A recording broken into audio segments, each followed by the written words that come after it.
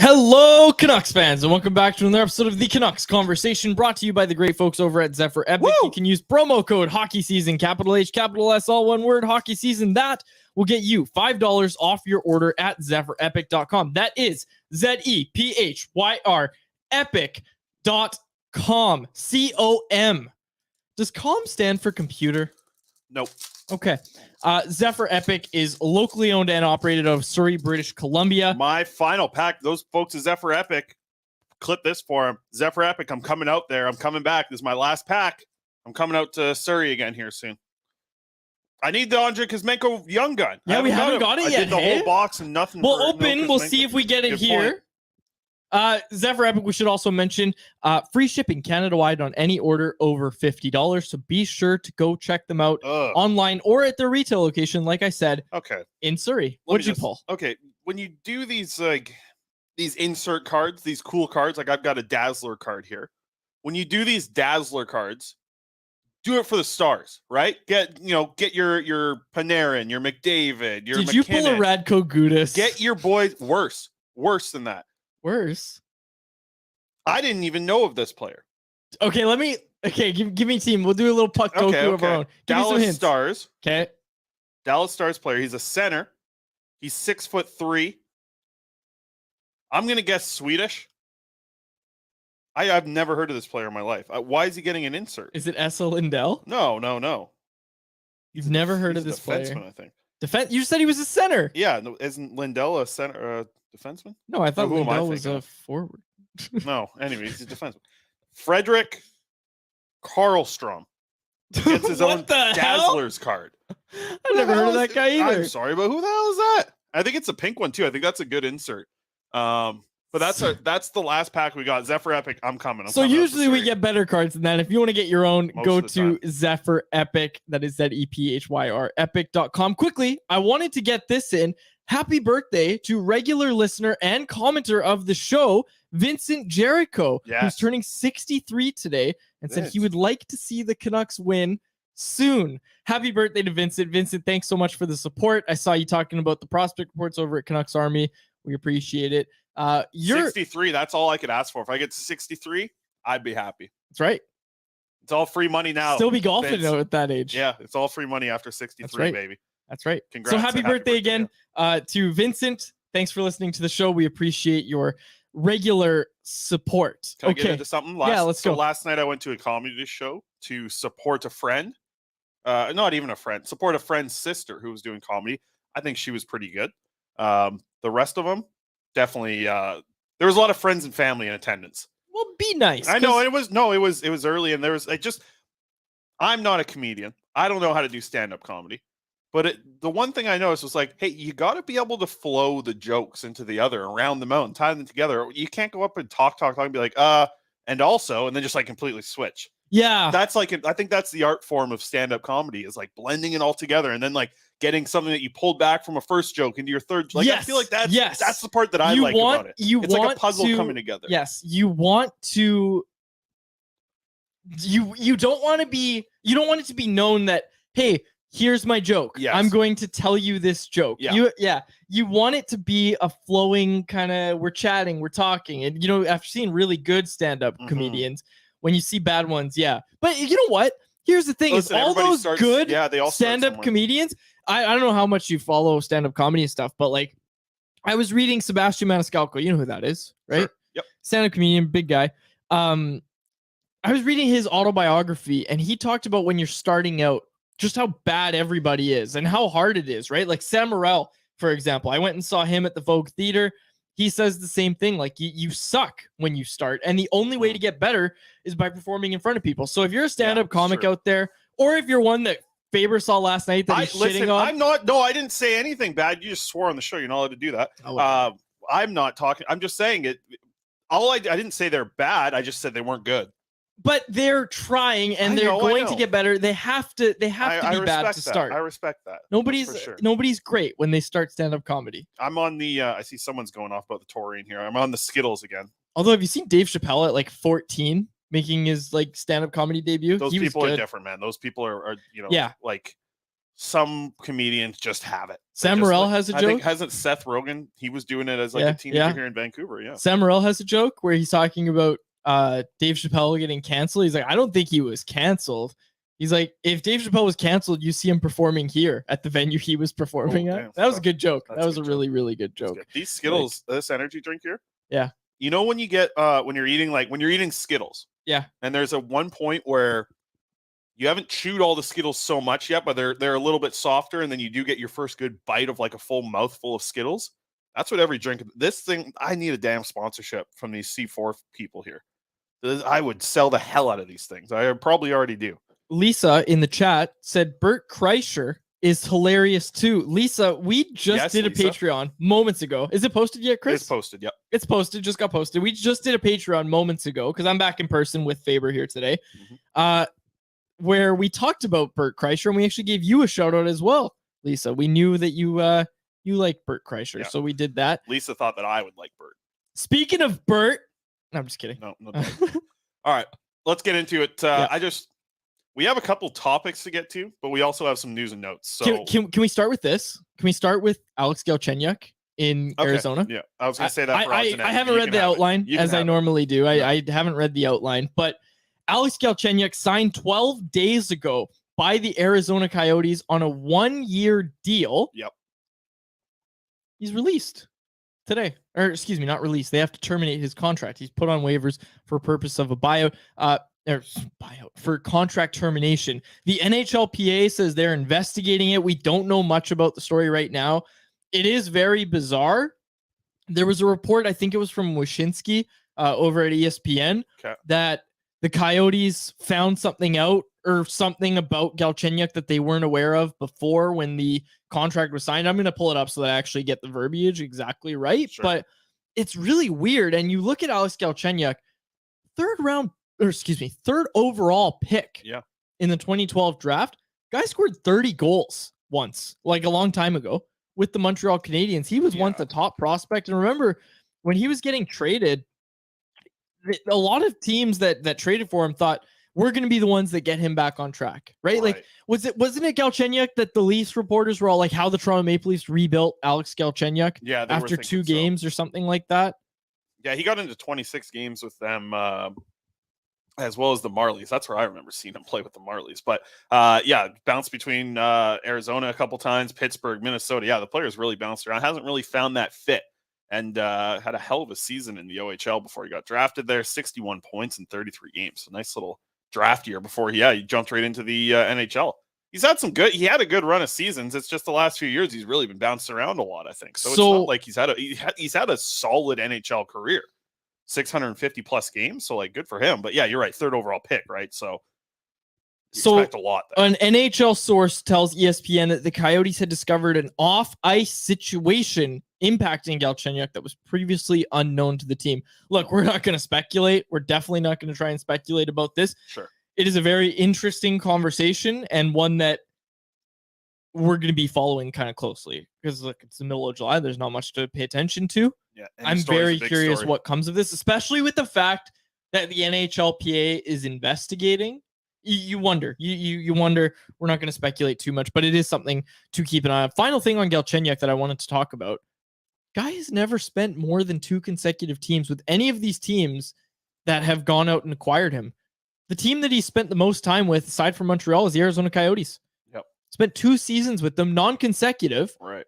This was set to be his 3rd season back in the desert with Arizona. Well, there's always the wonder of he can't play center, right? He could never figure out how to be a center. And that was what I think that's what you're talking about with Toronto. They're like, no, we figured it out. We're going to play him at center. And it's like, hey, he's more of a winger. He's not small either. He's 6'1", but I think 8 organizations since 2017-18. Yeah. And I mean, last year spent most of the season in the AHL, so it's not like he's at the level of really being a full-time NHLer anytime soon. So I don't know. 11 games where he went pointless with the Colorado Avalanche at the NHL level last year. Right.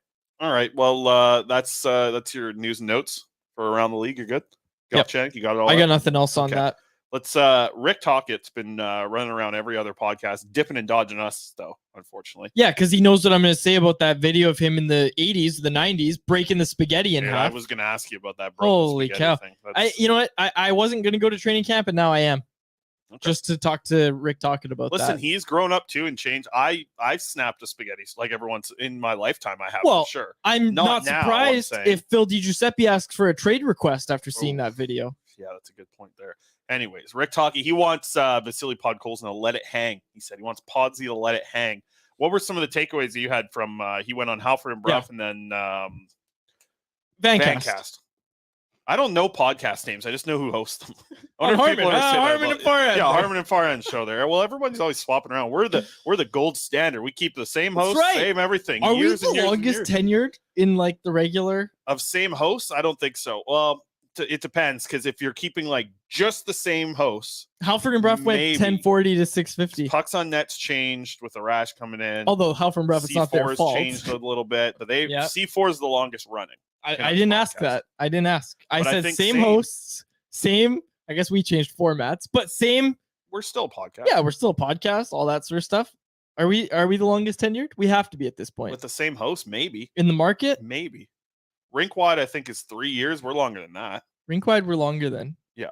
Well, I think we're good. I think we're the number one. Well, yeah, because Rink-wide with Wadden and J-Pat. Shout out them. Yeah. They might have been before. No, they weren't before us. 1040 was still on when we started together. Yes, you're right about that. That's for sure. So Rink-wide was Wadden and our good pal JD Burke. Yeah. Every Canucks fan's favorite media member. Yeah, your good pal JD Burke. Yeah. Yep. Okay, where do we go from here? I'm just kidding. JD's pal of mine as well. Had a good time with him down at the draft. I don't know, any takeaways from some of the stuff? I think it was interesting to hear talk about Podkolzin, Hoglander, and the young guys getting an opportunity. A lot of great questions from Halbro, who just cut me from their show tomorrow, by the way. So thank you for that. I get my whole Saturday or Friday to myself now. So thank you, A-Dog. I this is no disrespect to you, but they're national this week. Like they're doing a national show. I was like, are you gonna go on a national show and talk about Lucas Forsell? That's what they wanted. They wanted the top 10 prospects, but they cut me for guess who? Tell me. Greener. No way. Yeah, that's who I got cut for. Well, of course they're gonna take him over you. Really? Okay. Although, I gotta say, no, that's a fair. We like Travis Green, but what the hell does he know about Lucas Forsell? Yeah, not much. We'll get to some. Back to this interview. Lucas Forsell will be talked about later. Yeah, sorry, the interview. Back to this interview. 4 articles about it. What do you got? Back to this interview with Rick Tocchet, talking about Vasily Podkolzin, Nils Höglander. One takeaway that I think we'll get to more later, as conversation to be had, is about penalty killing. Wants the Canucks stars to penalty kill us. Also, let's get him on the show. What are we dragging our feet along for? Let's get talking on the show. He's doing a media tour. He lives 2 floors above you. 2 floors up. You should just come downstairs and, anyways. We can do it on the rooftop. Nice do it on the rooftop up there. Yeah, there you go. I'd like that. I'll put in a request. I will. If you want to, we can do it. Do it right now while I talk about this. So once those guys killing penalties up, you should get Alvin. Alvin on the roof would be great. That's right. Alvin on the roof. That could be a segment. Dude, that should be a weekly thing. Band name. Talking on top. Talking on top. Oh my gosh. To the top of the building, and Rick will join us every day. I hope he's listening. We'll run that by Canucks PR. I'm sure they'll love that idea. Talking on top. Oh yeah, and we're also going to get a sponsor for it. Yeah. Anyways, okay. Elias Pettersson, JT Miller, Quinn Hughes. Yeah. Rick Tocchet would like those guys to penalty kill less. The additions of Teddy Bluger, Carson Soucy, Ian Cole, the first thing we mentioned, on top of being capable 5-on-5 defenders, also very good penalty killers. For sure. All 3 of those guys. Area that the Canucks definitely need help in. I don't think that Elias Pettersson, JT Miller, and Quinn Hughes were problems for the Canucks penalty kill. In fact, I would argue that those were their 3 best penalty killers last season. If you can get Quinn Hughes off the penalty kill, if you can get Elias Pettersson off the penalty kill, JT Miller, if you can get those guys off the penalty kill, and your penalty kill improves, like I don't even want to say, oh, it doesn't get hurt. Because if it got hurt, that's a real problem for this team because it was historically bad with them on it. If you can even just trim those guys' minutes down, which is I think what Tocchet really meant. If you can trim those guys' minutes down, I don't think anybody's complaining, because I don't want to say complain, but what did we talk about a lot down the stretch of the season was how much Quinn Hughes and Elias Pettersson, namely, were playing down the stretch. And look, those guys are killing penalties on the first power play unit. They're playing a ton of minutes at 5-on-5. That is a lot, especially over the course of an 82-game season. You do not want these guys to break down if you're the Vancouver Canucks. A lot of people had problems with what Tocchet said. I had zero issue with it. You should want those guys penalty killing less. If it's not going to hurt your historically bad penalty kill, who cares? It's the worst. Not only the worst over the last 2 years, each of the last 2 seasons, they've been the worst team in the league for penalty kill. So any changes is welcomed, right? Like, why wouldn't it be? I think here's the thing with Pettersson and Miller killing penalties. Here's my thought on it. I'm fine with them being the first over the boards to go out. When you kill, I'm fine with that. But I think it should be like, okay, but as soon as that puck gets out of the zone, switch them. Right? Because think about all the offense that they brought last year. They were all doing that, being the first guys out there, first 2 forwards out there. They were scoring all those goals. I'm fine with them being the first 2 out to kill penalties for you. But then you also have the risk of maybe they're going to be stuck out there the whole time then too. And that's a lot to ask of them in that spot. So that's where I'm thinking, is it the best to put them as the first 2 guys over the boards, or would you like to see 2 other forwards? Like, what are your thoughts? Like, I'm fine with them being the first 2. But it's got to be like, okay, but as soon as that puck gets cleared, or as soon as you're able to kind of come down and get a little 2-on-2 opportunity, because think about why it works so well with JT Miller and Elias Pettersson. They're not going against 2 defensemen when they're in a 2-on-2 situation. If they're able to get the puck up ice with possession, they're going against, most of the time, 90% of the time, I would say, a defenseman and a forward. Like, that's a great 2-on-2. You're taking that 2-on-2 every single day of the week, twice on Sundays, with Pettersson and Miller coming down. So that's where I can see them having the success. And if they're matching up against other teams' top power play, and it's like I said, you're getting a forward and a defenseman when they're coming to defend you on a 2-on-2. I would take that. But at the same time, I don't want them out there every single time, 2 minutes straight, killing the penalty. So I'm open to them being the 2 that are first out there. But I'm curious what you think. Do you think that they shouldn't be the first 2 out? Like, as soon as that penalty kill starts, who are the 2 guys you want out there? Is Teddy Bluger the guy now? Like, now that he's on this roster, is he the guy? Because they sort of tried this with Curtis Lazar. Didn't really work. Bluger, I think you feel a little bit more confident about, right? You have to. You have to feel a little more confident about Teddy Bluger than you did Curtis Lazar, right? Like, look, those guys signed different contract figures, right? Like, Teddy Bluger. And the other thing that Tocchet hinted at that I found really interesting was he hinted at those guys having better offers elsewhere and choosing to come to Vancouver. Sure. Now, I haven't confirmed this with anybody. I don't know if that's true, but let's take Tocchet at his word, right? The hell is that? It's a wasp. Okay. What was I even saying? You take Tocchet at his word. Yeah, for the players coming in. Those guys want to be here, and look, if Teddy Bluger could have got more elsewhere, I don't know if that's who he specifically meant. I assume it was Carson Soucy, because we were hearing stuff about Soucy, maybe getting a 3x4 somewhere elsewhere in the National Hockey League. I don't know if Teddy Bluger is the guy. Like, I'm not comfortable making these sweeping statements right now.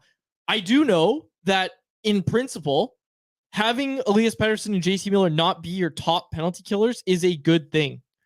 Here's what I'm saying, though. They shouldn't be the top penalty killers. They should just be the first. Okay. Because I think when you get a face-off situation, you got about a 50% chance to gain possession. I actually do like your thought process. And then I think from there, you got about a 50% chance of being able to get a 2-on-2 situation. Yeah. Not even that, like less than that. So you're looking at, like, every face-off, I'd say there's about a 20% chance you can start your penalty kill with like a 2-on-2 opportunity, or even like a 2-on-3, just anything. Get the puck in deep and chase it down, waste some time. I just don't think the Canucks have that other player that you can feel so confident about saying, like, he needs to be first out. No, you're right. I think there was somebody who said this in the chat. Karan said it. PK should always start with Mikheyev and Petey. I can see that happening too. Because if you do talk about like a penalty killing guy, especially out of the forward group, I think Mikheyev is probably the only player that makes sense. I can see that being true. A lot of people forgetting about Mikheyev. It feels. Right, but those amount of shorthanded goals that Miller and Pettersson scored together as a duo, like, that was unreal last year. So you have to wonder if that was just a flash in the pan and some good luck and some puck luck going your way, or if that's something that can actually be sustainable. I think when the number's that high, it's sustainable. Right. And Dalvier says Mikheyev Bluger first out, in my opinion. Sure. I mean, it doesn't matter. That's the thing, right? So, like, that's a pairing I can see get some time together too. And then you're probably going to need a third one, because I don't think you want to use a lot of minutes there with Pettersson and Miller. But in my eyes, it's not really about taking away minutes from Miller and Pettersson, because I think they can do things on a penalty kill that you like so much. Here, I would take it away from Quinn Hughes. Quinn Hughes would be the player I would take away from getting penalty kill time. Don't make him do that. He's already got such a good big workload on his back. Don't add that little thing that it's like, yes, he can do it, but stop asking Quinn Hughes to just do things that he can just he like. I know he's going to step up to the plate on a lot of different things and be able to do it. You know, he's able to go out, play with Noah Juleson as his partner and do it and look like an NHL pairing. It's time to start like putting Quinn Hughes in good situations, man. Like give him a good partner here soon. Get him in spots where he's not killing penalties anymore. Like they have enough bodies. He shouldn't be one of the top 4 penalty killing defensemen on this team in my eyes. If you have like, say Ian Cole, apparently he takes a lot of penalties. Say he takes a penalty and you slide Hughes in, okay, then give Hughes like on the second defense pair and go, that I can all get down with. But I just, you got to start putting Quinn Hughes, who's such a talented player, you got to start putting him in better situations. And that's like that starts with his partner at 5-on-5. That starts with taking away some penalty kill time. Start putting him in good. He's earned that. He's earned enough to be able to put into good situations. And I know he wants to contribute to the team a lot. I just think this is where he can contribute to the team by actually, like the rare occasion where Quinn Hughes contributes to the team by not being on the ice is because he's getting ready, more prepared for what he's going to do when he's actually back on the ice. Don't worry about the penalty kill time. That's what I agree with you. I wholeheartedly agree with you. Okay, back to what this conversation. Sorry, but with Miller and Pettersson, I'd keep them out there killing penalties. I don't think they're gonna. But you'd want the ice time down a bit, no? Sure, I wouldn't have them being the leading 2 minutes guys, but I think you can be the first one out, and I think you can clear or go down, get your chance, and change right off the bat. Okay, I think you can get the way. I'll concede that. Keep going here. News notes. I got a whole bunch of things. Well, the other thing I kind of steered us away from it inadvertently, but. Podkolzin and Hoglander. Word of the day. He wants those guys to be enthusiastic was the word that Rick Tocchet used when he talked about it. And he spoke about the forecheck in particular. Ooh. What did we see Nils Höglander do in the AHL playoffs? Forecheck. Yeah, like a demon. Forecheck hard, like a demon. And Tocchet saw some of those games. And with Podkolzin, wants him to be a little less, careful. Wants to let it hang. Yeah, be a little more reckless, right? And this is something we've been talking about since Podkolzin's KHL days, where it was like, if you make a mistake, you're done. Here's what I like, though. This fourth line that you can set up. If Podkolzin and Hoglander are the wingers, let's say, who's the center? Nils Amon? Sure. Okay? So my question is, will Rick Tocchet be okay with a fourth line that's full of just 22-year-olds? Here's the thing. Normally, I don't think so. I don't think a coach would feel very comfortable about a fourth line with straight 22-year-olds. But look at these type of players these 22-year-olds are. Yeah, Hoglander's a little bit flashier than the other two, but Nils Amon, Vasily Podkolzin, very smart with how they are on the ice and their awareness of where to be and kind of just simplify the game. Like, I think both of those two are good at that. So I can see, like, that would be an exciting fourth line for me. It's going to be Hoglander, Amon, Podkolzin.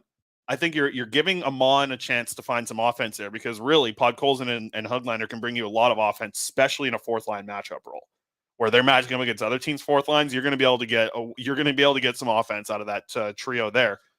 I just wonder if the coach would be happy with it because I find it tough to be looking at your fourth line, seeing 3 22-year-olds and a coach that kind of really talks about structure and wants the guys to play hard. Like I don't know, because I can see traits in those 3 players' games that Tocchet would like on his fourth line, but I also look and I see how much Tocchet liked Phil DiGiuseppe, and I think, okay, is he going to give a fourth line role to Nils Höglander over Phil DiGiuseppe? I don't know about that. I'd be a little shaky to be confident in feeling about that. Like I think that PDG, like Tocchet likes the way he plays, and I think there's going to be some other players in the mix there to get some time. Like the forward group really is going to be a lot of competition at training camp. But is a fourth line of 22-year-olds something you can see Tocchet going with or no? This is why I want to have him on the show, first of all, because take him to the top. This is what I want to. This is my specific question for Rick Tocchet. Is I love what he like. Look, I've said from the start I've been a fan of Rick Tocchet and what he says. Mm-hmm. An example that I would kind of point to is every coach could say something like this, but almost every coach, when a guy makes too many mistakes, benches a player. So if you want Podkolzin to hang loose and do all this, this hippie surfer stuff, right? If you want him to do this, where's the line for an NHL coach, specifically Rick Tocchet? Like, this is why I want to talk to him. Like, how do you kind of manage that where you're saying, okay, I want you to play reckless, but not too reckless? Like, where's the line, right? how many mistakes does it take for you to say, okay, got to pull you in a little bit? And those two players would be so different with Hoglander and Podkolzin. And how do you opposites almost. Absolutely. And how do you present that to the player so that you don't rock his confidence? And hey, I don't have the answer. This is something you ask an NHL coach because they should have the answer, right? I don't have the answer. I don't have the answer, but it's something I'm very curious about is how do you kind of walk that line and where is the line when you're managing a young player? Yeah, and I'm trying to think like, okay, the fourth line. Here's the other thing. Like I kind of, this name gets like forgotten about a lot. I feel like in my mind anyways, when I'm talking about it, but it really shouldn't be. Like Dakota Joshua is a lock on the fourth line. Yeah. Right? Like he's playing over Hoglander and Podkolzin after what he just did for Tocchet. I mean, Tocchet thinks this guy can score 20, he said. Canucks got to move out a winger. Oh, 100%. That's what it comes down to. I think like I'm doing a piece series for Mhm. Canucks Army right now where I look at the depth at each position. Canucks have great depth at the wing, but it's turned into a logjam. Well, I mean, really, Like, yeah. We're talking about Hoglander. Let me just run off the list here. Sure, go ahead. Brock Besser, Andrei Kuzmenko, Connor Garland, Anthony Beauvillier, Nils Höglander, Vasily Podkolzin, Dakota Joshua, Filip Giuseppe. It's weird saying his name Philip. I read that wrong. So that's what? I just got to 8 right there. And there's going to be some players in the mix, I mean, from camp as well. But I think with those 8, do we see Tanner Pearson come back? Yeah, because he really would throw a huge wrench into that equation. Because right now, you're looking at it and you're like, okay, like I can shape down my 8. I got my 8 wingers. That's what I need at the NHL level. If Tanner Pearson is healthy, which I'm going to be very surprised if on day 1 of training camp, he's on the ice and he's skating and he's ready to play in games. I want the guy to be healthy. I'm still just going to be very surprised. There's a lot of surgeries that have happened to this guy. And I know it's 2023 and doctors are good, surgeons are good. What are you laughing about? Well, you're acting like 2023 was the year that doctors and surgeons turned it around. Yeah, they've been it's season 26 of Grey's Anatomy. They've figured it out now. They know what they're doing. But what you're really trying to say is when we specifically last spoke to Tanner Pearson, he was asked about, training camp, recovery. And he kind of laughed at it and was like, I just want to get my hand back. Yeah. Like, I just want to be a dad. Yeah. That's my main focus. And here's the other thing. Throw all these other forwards in. Is Aiden McDonough make a case? Is Linus Karlsson making a case? Right? Like, Archie Baines, I think, is going to put up a strong fight as well. Like, the fourth line is going to be a wild little battle. And if they don't end up moving a player out and Tanner Pearson is healthy, they've got some cap problems and they've got some problems with, like, who's actually playing NHL games and which player doesn't. So that brings us to a player that I think is still, listen, there's value around the league, and specifically after signing this. So Nils Höglander signed a 2-year contract with a $1.1 million AAV behind it. I thought it was an excellent contract. I don't think we've talked since we haven't had a show since this happened. So Nils Höglander, 2-year deal. Let's get his career stats up here, there, Aaron. I believe should be a graphic for that in there. But the contract, completely variable in the AHL. Nils Höglander requires waivers now. So you have to be careful with that. He's going to have to be around the NHL team. What are your thoughts on the deal? And what are your thoughts on him actually being in the NHL on night 1 of the season? Like, what percentage would you say? But I'll let you talk about that in the deal.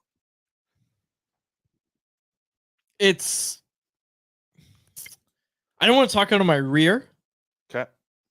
Because we just talked about the logjam with all those guys. And so I think Corey pointed out that you may have forgotten Mikheyev in that conversation. Yeah, you're right. Forgot Mikheyev.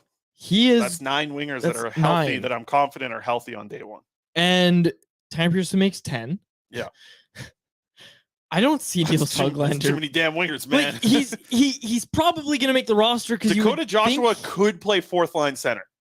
Yes. Okay, so I would put that into the equation a little bit. I think he could play 4th line center. My point is I don't think we're going to see him get sent down. Nils Höglander, that is. I don't think we're going to see him get sent down because I think he would get claimed off waivers. I think he makes the roster. I don't think he's in the lineup, especially on an every night basis, right? Like, that's probably not going to happen. I don't know. I don't know. Like, I don't know which direction to take this. You know what I was thinking with Hoglander, and I've had this thought for a while here. And before last season, when we talked about Hoglander, how much did we talk about him needing the right fit? His style needed to fit. Did it fit with Pettersson? Did it fit with JT Miller? Did it fit with Bo Horvat? He needed to have the right fit, right? And I think that's the part that you hope has changed in his game. Has his game changed enough now, and has it grown enough in the AHL and all this development that he's done in the past year to make you feel a little bit more confident about him? And it doesn't need to be the perfect fit anymore in a line. Can he contribute in a fourth line role? That's the question. Because if he can, Nils Höglander will be on the fourth line on opening night. But if they're feeling more confident about, let's say, geez, like we're just talking about wingers. Like I feel like Dakota Joshua, Phil DiGiuseppe is up there too. Vasily Podkolzin's in the mix. But then who else is like that fourth line guy now? Is Beauvillier the other winger on the fourth line? Like seriously, that's my it could point. be. Like there's some strong players on the wing with NHL experience. You have to think Tocchet feels a little bit more confident about those guys than a guy he's never even seen play for him before. Oh, undoubtedly. Like NHL guys are always going to get more trust from a coach, and it's simple. Sure. Like it's every sports league is like that. Every single sport is like that. If you know a guy's been there, done that, you're going to trust him more than a kid who is still learning the game, right? Still learning the defensive side of the game, still developing. You're going to trust him more. And hey, like let's be honest here. The Canucks are trying to make the playoffs, and Rick Tocchet is going to be held largely responsible for if they achieve that goal or not, right? Yeah. Like, he's not a lame duck coach, but he is going to want to make the playoffs with this team, right? I know last year there was a lot of talk about, okay, no shortcuts, we're going to roll 4 lines, but toward the end of the year, we started seeing Pettersson, Hughes get a lot of ice time, and those guys, and like, I'm not even trying to criticize Tocchet when I say this, because it's almost a trap that every coach is going to fall into. You want to roll 4 lines, but then when you get here, you realize, you know what? These guys can play more. Mm-hmm. And if they do play more, we have a better chance of winning games. And I think that's the thing when you play the wheels off of Pettersson and Hughes and they don't get hurt and their game doesn't slouch. Yeah. You're like, oh, it's like a drug for a coach. Yeah, exactly. Like, keep playing them. And hey, if we coach, we'd probably fall into the same thing. Totally. How, I mean, that's the thing that's the interesting thing about where a coach should be challenged. Like, okay, yes, you can have success playing the wheels off your 2 best players who are some of the best players at their position in the NHL. Yeah. But can you figure out a way as a coach? And this is where you have to kind of look at their coaching staff and say, like, I have enough confidence in what their coaching staff can do to figure out a way to do it, but not play the wheels off of these guys. Just find that healthy medium. Somebody in the chat a little bit earlier said the Sedins were much better when they were playing 18 minutes a night compared to 22.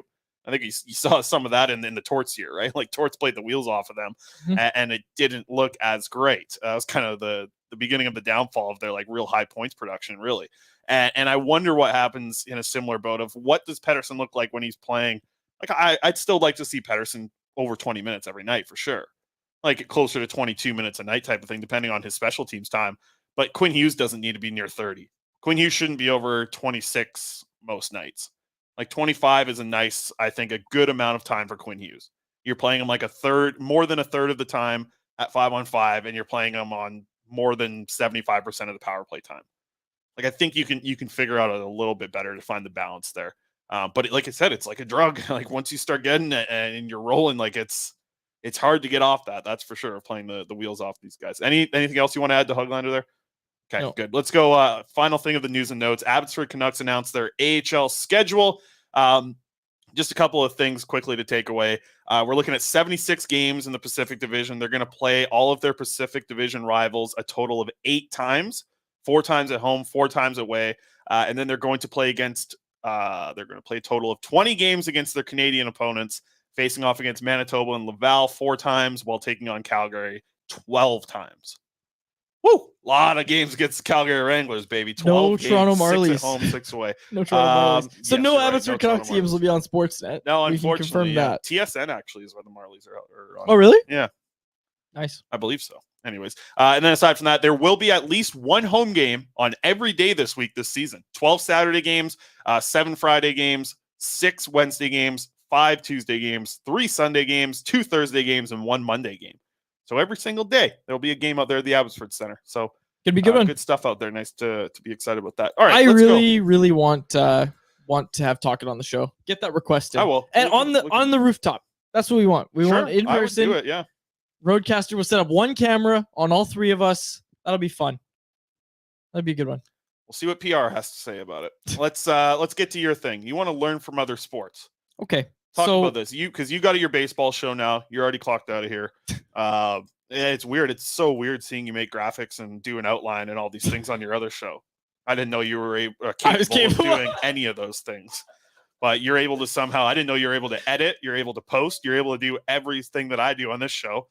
Pretty interesting to see. There hasn't been a hiccup in your little baseball show putting out everything.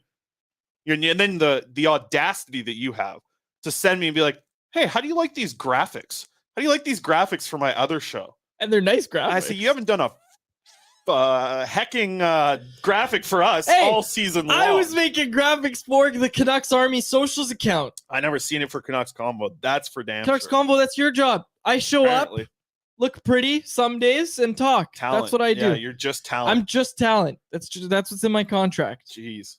Hashtag avoid the grind. I'm supposed to be the talent. You're supposed to be the brains. That's at Canucks Army. That's at CanucksArmy.com. Okay. Canucks Combo. Anyways. Anyways. So Major League Baseball just had their All-Star game. Yes. Did you watch it? You watched the Home Run Derby? What have you seen? I watched the Home Run Derby. I didn't watch the All-Star game, but I'll just quickly get my notes in because I know you want to go on a rant. But here's the thing. Then you can maybe use these in your little rant here about baseball. But know what I liked?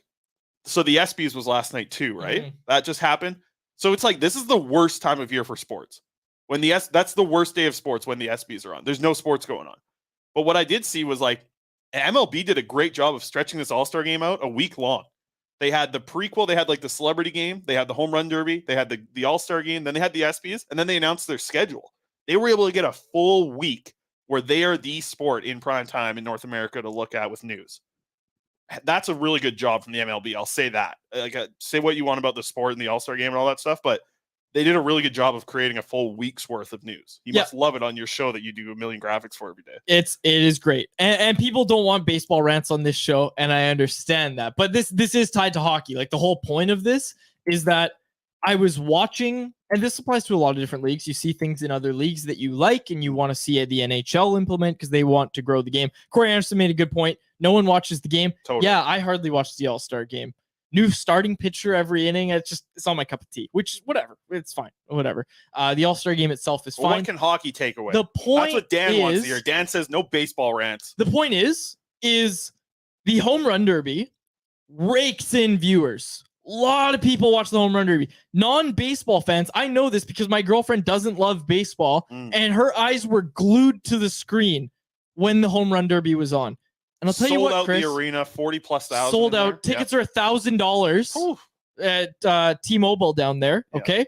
So what I'm trying to say is that is basically the MLB equivalent of the NHL All-Star skills competition. The skills competition for the NHL brings in even less viewers than the All-Star game itself. The NHL has not found a winning formula for their All-Star week at all, and MLB is on the cusp of it. Yeah, their old rules. They had some good things. Their old rules of whoever wins the All-Star game gets to host the World Series. Yeah. Whatever. And I'm glad they got rid of that. To be clear, I didn't know they got rid of that. Yep, I believe it was 2018. Now it's whoever has the better record, as it should lame. be. I don't like that. How is that lame? I think it's better to have the little All-Star game. What do you get from the All-Star game? Because apparently the AL really cared about winning this year. It's the first time they won in 9 years? No, the NL won because the NL. AL was on a 10-game winning streak. Right. And that's the thing is the players care about the All-Star game. It's not like the NHL where you see guys there's no players intentionally striking out in the MLB All-Star game or I'm just going to poke one to right field. Half-ass. Everybody's trying. Yeah. The spin rates were all the same. The fastballs were all the same speeds. Nobody was not trying, and that's what really plagues the NHL All-Star game. But I really want to focus on. You can't do that in other sports, though. Baseball is the only one that you can do that without risking injury. You're right. Well, Jordan Romano got hurt. Yeah, but it's baseball. Luis Robert got hurt. Guys get hurt in baseball from walking up the stairs. It's different, but it's a sport that has no physical, intentional physical contact. There's none of that in baseball. I want to close this up. I don't want to keep talking about all this crap with baseball. People don't want to hear it. I want to hurry up here. Especially Dan. Dan's not having any people. People don't like baseball. And also Dan pointed out that my sample size is one person, but I know more people. But what I'm trying to say, Chris, is everybody I know loves it. The Home Run Derby is massively popular, right? Like non-baseball fans, a lot of people really like the Home Run Derby. I don't think anybody's saying that about the All-Star competition for the NHL. So how can they do this? Instead of having 7 different events like the NHL All-Star, and they're toying with stuff like let's do some stuff outside, which was cool, but still nobody's turning the channel to the All-Star skills competition. Like, what if you did some sort of derby, quote unquote, where you have like moving targets and you have to try and hit it into the target. So it's a combination of accuracy shooting and hardest shot. Because that's the thing, is like people like those snipes. Like people love home runs in baseball. What do people like the most in hockey? Probably the goals, especially like pure snipers like Alex Ovechkin. That's what makes the highlight reels, right? Sure. So what I'm trying to think of is like the number one things that makes highlight reels for baseball, other than great plays in the outfield, exactly, nonstop just line drives at them, that they don't focus on fielding. They don't have a little gimmick where, the Gold Glove winners of last year are in the field. Or there's nothing like that. Nobody cares about that. The dingers. People want to see dingers. Hockey fans want to see snipes. Sure, but here's the thing. What's the best hockey event? The best hockey event going hardest right now? shot. So could you just do an hour of hardest shot? I think you could be the All-Stars? Could it be the other, like the players from the AHL who can bomb it? Like I can see the hardest shot not being at the level of a home run derby, but you can make that a longer event. If you could get that's like the best event. Moving targets, right? And think of it like a dartboard, where it's like if you hit the middle, you get a certain amount of points. If you hit the outside, you get a certain amount of points. And then you multiply that by the miles per hour of each shot. Okay. So even if you're not the most accurate shooter, but you have the hardest shot by a significant margin, you're still going to get points. Okay. So then it's not just an accuracy shooting competition. It's not just a hardest shot competition. I think you could have a full 2-hour show of shooting. Yes. Like you could, if you did it, it doesn't have to be. I would think you can keep the hardest shot. That's fine. The passing competition and stuff. The best passers in the game, like nobody wants to see that. Nobody cares about that at all. And if you want to turn it into a spectacle, like the home run derby has become for Major League Baseball, keep in mind when they had the old out system, like it wasn't always on a clock. How it is now, it wasn't as big of a hit as it is now. I like the outs. The outs was cool, but to the general audience, Chris, it wasn't as popular. Sure, we're diehard baseball fans. Yeah, here's the thing about hockey, though. It's like there's nothing in hockey. There's no play in hockey that is close to a home run in baseball. Home run in baseball is the perfect thing you could do every time you go out to the plate, right? There's nothing in like hockey. You can score a goal. Yeah. That's the best thing you can do on your shift. But it's just like, you can't market a goal as much as you can a home run. There's just a different feel to it. That's why the home run derby is successful. And I think hockey needs to lean into what their best skill challenge has been. And that's the hardest shot. Get the best people from around the world. Get it. Yep. Like think about in golf, right? How much, like you ever stumble on this on TV when it's like the long drive competition? I'll watch that every damn day. Or if a clip shows up on my Instagram, I'll watch these guys absolutely smash it. So bring me like some guy from, somewhere in like Quebec somewhere who's shooting the puck 112 miles an hour. Put him out on the ice next to whoever you think has the hardest shot in the NHL right now. Watch Alexander Ovechkin's reaction to this 45-year-old who can shoot the puck on. Like, make some moments happen. I think you can do that with just the hardest shot. Like, you can make it more of a spectacle than the skills competition already is. Few people in the YouTube live chat to point out the fastest skater is good too. So here's my sure, but I don't think they go full out anymore because they're hurt. They're worried to get hurt. Yeah, like, if Connor McDavid doesn't participate, if Connor McDavid isn't going to participate, just pass on the event that year. Or get yourself a long stretch of ice and make them do 100 meters. Don't worry about turning corners and stuff. I love that. Like, do something. There's idea. A lot of options you can do. Yeah, don't do it so a guy can lose an edge. Just see what's the fastest straight line speed. Like make them race. And I just look at the NHL and I think I don't want to just crap on the league, but like how much time do you think a year is being spent on developing the events for the skills comp? I feel like it's like a 1-hour meeting. And they're like, oh, well, we have these ideas. Like, I just don't think they're doing a good job with the All-Star game. But yeah, like drag race skating. Hell yeah. That's a great idea. Yeah. All right, let's move on. Are you going anything else? No, I don't want to keep talking baseball. Okay, well, I think we're going to go a little bit longer today. Hopefully Aaron's not doing... Actually, let's hear from Aaron, because I know Aaron's a baseball guy. He's at the ballpark right now, actually, Big Braves fan. Big Braves guy. Aaron, what do you think? What can the NHL learn from being able to... Because like we said, with the week that it's been here, what can the NHL learn from the MLB? Well, I like your idea with this straight skater, as I just said in our chat. I don't know why no one has ever thought of that idea before. That's incredible. That takes all the danger, and it's just like watching the 100-meter with Usain Bolt, but throw them on skates, and it's even faster. Yes, please. Make them race beside each other. Totally, like track and field. Put them all in their line and go. Well, you can even just do 2 guys, like just have like the ice be 2 different colors. They each have their lane, and you can only stay in your lane. Go. Amazing, I think it's an incredible idea. Amazing idea. And guys would because guys aren't going to get hurt from exploding off the top with their first 3 strides. They won't get hurt like that. They're going to get hurt from the corners. So I think that's And NHL. if you're all in your own lane, stay in yours. I'll stay in mine. We're not touching each other. Aaron, let's get an update from the park there, because the Oily boys are having a home run derby today, and Quads and I have talked about this. I think I can crush every single Oily boy in a home run derby. Especially, I heard the right field's only 320. So I'm looking at it right now. 320, left field's 340. The Oil boys are literally doing a podcast on home plate right now in front of me. Hell yeah! And so, did anybody hit it out in the home run derby? Yes, our loyal owner of the Nation Network, of course, Mr. Jay Downton. It probably took him 150 swings, but he was going. We had kids in the outfield, like a baseball team. They're all shagging him down, the whole crew here. Jay, literally, his hand, it was bleeding. I had to go get tape for him, tape up his hand, and then I got him a glove. And he's like, I only want the bottom hand. I only need the bottom hand. Yeah, it's true. And it took him, he probably hit the wall like 5 times. And you could tell he was getting gassed. He was losing it. And I think the general morale was like, oh, he's probably not going to hit one today. And then,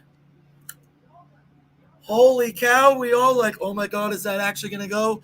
Left field, I would say about 360. Probably just missed my giant video board. Okay, what's going on with? I've heard rumors of juiced balls, juiced bats. So you got to talk us through here, because when we did this at Nat Bailey here, where the Canadians play, and I hit the warning track, 330 to the warning track, or 330 to the wall, so it was about 320. But I had like a wood bat, and I was hitting off a pitching machine. So like I've heard rumors of juiced baseballs and juiced bats over there, and Jay's telling me he can out hit me.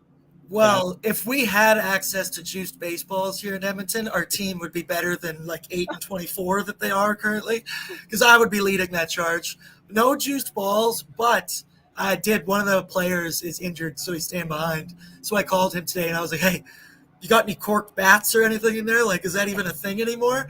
And he came and he brought me, it's metal and it's legal. Like, he plays Division I NCAA there.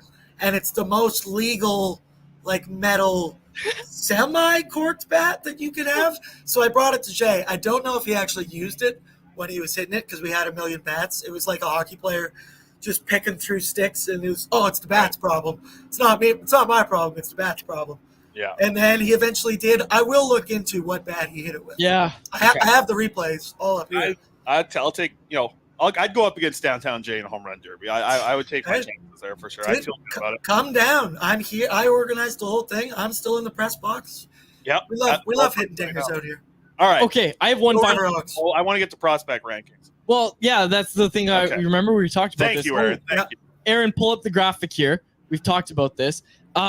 So Major League Baseball, what they do that we really like to see the NHL do, especially as we transition into prospect coverage here, they have a list that is changing every single week where they put out the top 100 prospects affiliated with teams in Major League Baseball right now, along with their estimated time of arrival. We have the list here. Obviously, Ellie De La Cruz. A lot of people have just heard his name just by watching a sports highlight show. Biggest name in baseball, I'd say, right now, especially for among rookies, hands down. You see names like Jackson Holliday, Matt Holliday's son on that list.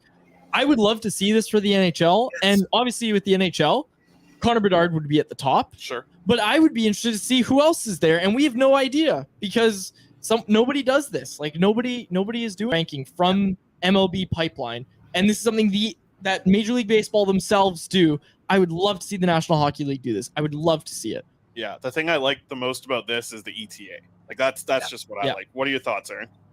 Well, you see, like that's the thing. You're talking about things that the MLB does that the NHL could replicate. Like we have so many cool prospects. Obviously, Connor Bedard's at the top of that list. We know he'd be there. It's fighting for second place. But, like, they do the young gun, like the prospects game. They really market the young guys. Like, I knew who Ellie De La Cruz was before he even made it into the league. And then you see a guy come in, he hasn't even played 50 games, and he's tearing it up. But he already kind of had some name value to his name.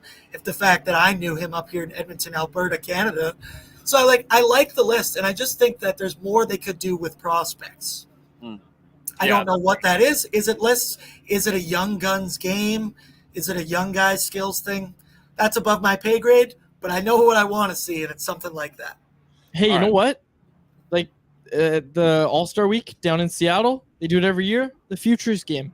Why not do that? Those kids are hauling ass. Those kids are trying their hardest. Yeah. Right? I don't think you'd see kids who haven't made the show yet, or the league, excuse me, in the NHL. Yeah. You wouldn't see them dogging it like they do in the All-Star game with the pros, right? Like, I think you would see legitimate competition in that game, and I would love to see that. The top prospects from each thing. It's basically a bigger version of the Young Stars tournament, but it's the best of the best. You send your top guys, and you put together a team, Eastern Conference versus Western Conference. I would love to see that for NHL All-Star Week.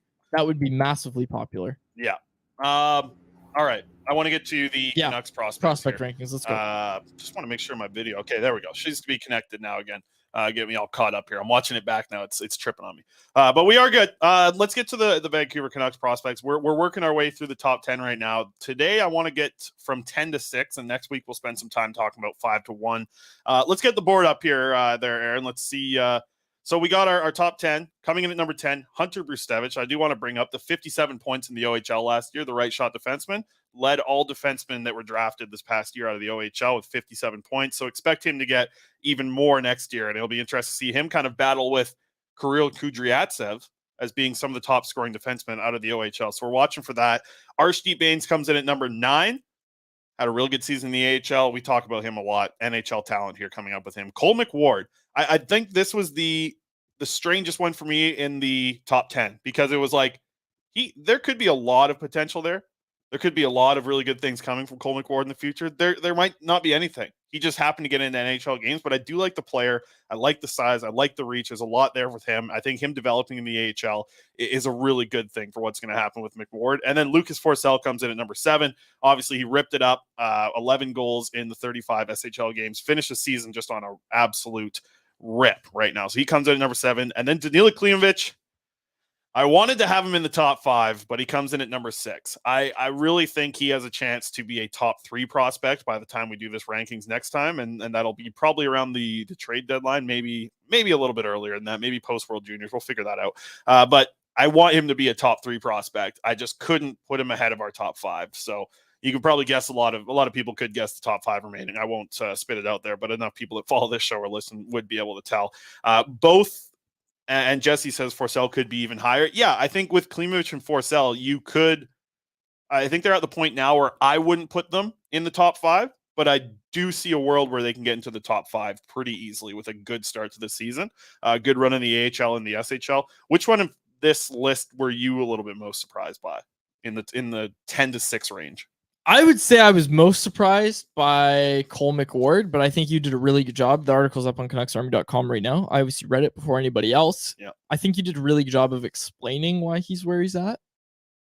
I was surprised at first glance, but such a strong base there, and just watching him skate at development camp compared to the rest of the defensemen there, like, you watch McWard and Brustevich skate beside each other. It's like, yeah, they're 4 years apart, right? So there's a lot of development that can happen for Brustevich, but I have to imagine McWard looked a lot worse than Brustevich back then, but he's developed so well over that time that I think that's the thing that's interesting with him is he going to continue to develop at that type of pace? And if he does, that would be huge. So there are so many, sorry for cutting you off. There are so many projects down in Abbotsford now where the Canucks have invested all this money into the development staff. They've got their guys. They got Akito Hirose. They managed to get Cole McWard, Aiden McDonough, whatever. Like, there's a lot down there for them to now develop. No super high-end talent, but can you develop these guys into being capable middle 6 wingers or, bottom pairing defensemen at the NHL level? Because that's a win. And if you can get an NHLer, no matter what role they have, you can get a consistent NHLer out of NCAA free agency, you have hit a home run. Yeah. And that's what the Canucks need to do. They need their development staff to kind of step up here. Yeah. All right. Let's get that graphic down. I didn't do my math correctly. Anything else? No, aside from that, let's get to our poll question and then let's get out of here. Shoot. Okay. Poll question. Odds and ends. We don't really have many odds or ends. I did want to bring up the Galchenyuk thing, but you already hit that off the top. So let's get our poll question up here. Brought to you by the great folks at Atlas Goods, Atlas GDS INC on Twitter. Check them out. Use promo code CC15 to get 15% off your first order of pop rinds at atlasgds.com. The best pork rinds. You make them right out of your air fryer, and here's the best part. You make them in your air fryer in about 2 minutes. 2 minutes. Or your microwave. Yeah, if you can count to 120, you can make pork rinds. Or the microwave, even easier. Even if you can't count to 120. No, yeah, the microwave does that for you. Yeah, actually, it counts. Believe it or not. So which right shot defense prospect will play in more NHL games next season?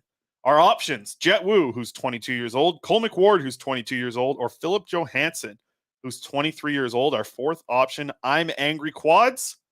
Who's winning the poll? What are our results right now? 35.1% of voters say Cole McWard, 24.7% say Jett Woo, and 30% say Filip Johansson. 10.1% say they are angry. Great poll question by you. Cole McWard wins the poll. Yep. What do you think of that? Is he the one who's going to play the most NHL games of these three? I voted Jett Woo. Why?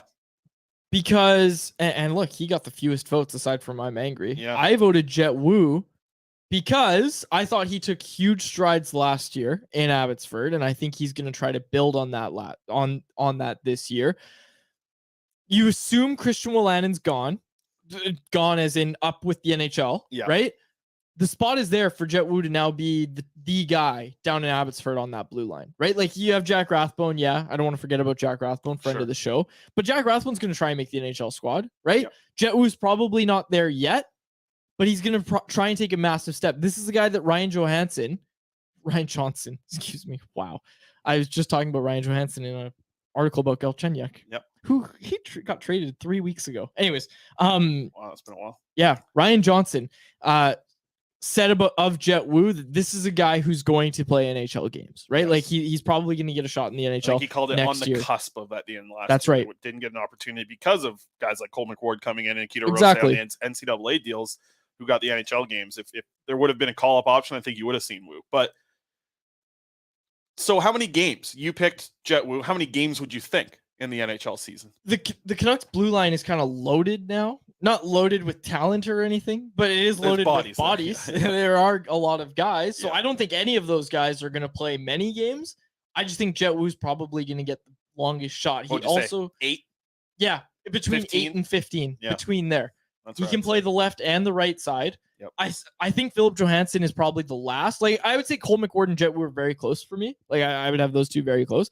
Filip Johansson's probably the last, because I think he really needs to learn the North American style of game. Yes. I think that's the name of the game for him. And I wrote this in the expectations for each guy article. This is a good poll question because we just wrote about it. I wrote about it at Canucks Army. And I tagged you in for the prospect stuff. But that's the thing is the name of the game for Johansson is learn the North American style of game and get comfortable. Yeah, it's a very good example of what players are going to have to go through with Johansson, who was an excellent defenseman in the SHL last season. Came over to the AHL and really was very ineffective in those playoff games. And some of that could be from, listen, he played a long season in the SHL. He just played tough playoff games. I think a lot of it, and the bigger reason why he wasn't immediately successful, was different style of play, different style of breakouts, lots of different type of defending, man-on-man versus zone. Like these type of things are a huge adjustment to make. I don't have Filip Johansson. I think you could make an argument on this poll question that Filip Johansson is currently the most talented defenseman out of Cole McWard and Jett Woo, but I do think he's the furthest away from being NHL ready of those three as well. So I voted Cole McWard because I do think that he's got a little bit more size and length, and I think that he's going to end up playing in more games. But the option right there, it was pretty tough for me and him and Jett Woo. Like I do think between McWard and Woo, both are going to get some NHL games this season, depending on injuries. But yeah, like Vince said, Woo about 10 games. Like, yeah, I can see that being possible. You mentioned the fact that Woo can play both sides. That's huge, I think. So it'll be interesting to see how that one plays out. I personally think it's going to end up being McWard getting like 8 games, Woo getting like 4 games. And then I don't think Filip Johansson will get an NHL game next year. So I was a little surprised to see how many people voted for him, but I think that's because a lot of people have been pretty excited. And Johansson's been a guy who's consistently been in our top 10 prospects list for over the past couple of lists anyways, but he's graduated out of my list today. By the way, my list is for players that are 22 and under. So everybody under the age of 23. So that's, by the way, just so people know. All right. Anything else before we close it out? No, nothing really. Excited to golf this weekend. You and I are golfing again this weekend, so I'm excited for that. Oh, yes. Look at my shirt. It is a cool shirt. It is a Charmander in a Michael Jordan shirt for everyone on YouTube. My favorite Pokemon is Charizard. Dragonite. It's not Charizard. That's basic. Dragonite's my favorite Pokemon. Oh, that's right. I knew that. That's why I have this. This is my favorite Pokemon card. Yeah, it looks really good there. Yeah, it looks horrible on the green screen. Dragonite, my favorite Pokemon. This is my favorite Pokemon card. Got it graded. All that good stuff. PSA or something like that. Yeah, PSA. All that fun stuff. I think Dragonite's the coolest Pokemon. Dragonite is a cool Pokemon. Okay, we'll close it out there. Yeah. Everybody have a great weekend. For my co-host, Chris Faber, and our technical producer, Aaron Bordato, my name is Dave Gugelli. Thank you so much for listening to another episode of the Canucks Conversation. Later. Thanks for listening to Canucks Conversation. Hit the subscribe button to never miss an episode. How about keep it to a thank you, Jim?